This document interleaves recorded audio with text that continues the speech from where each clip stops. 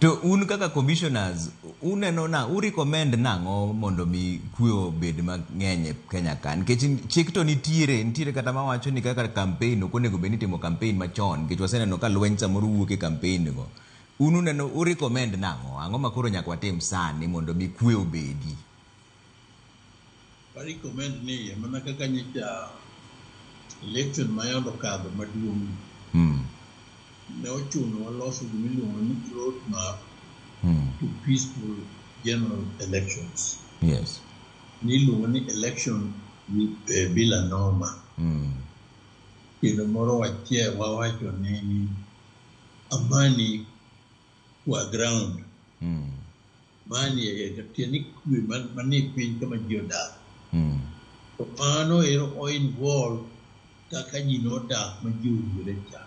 Magi wasewuoye mandike documents mwatero kuonde donje mondo ti kodgi.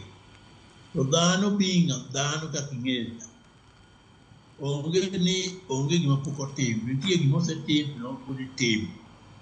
Koro en mana gima en iluongo ni gore agato piny marumo nikech chieng' uloyo kiny chak kama. Chieng' machielo ni utime kama, our recommendations are there and they're very strong.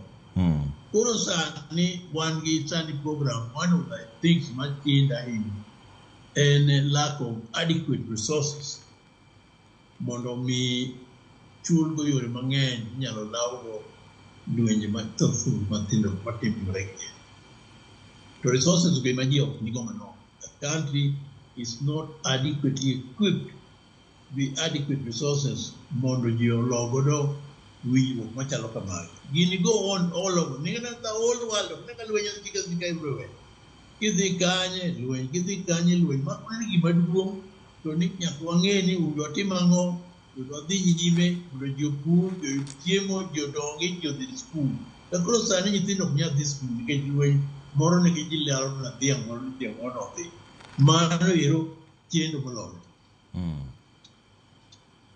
To wach mar resources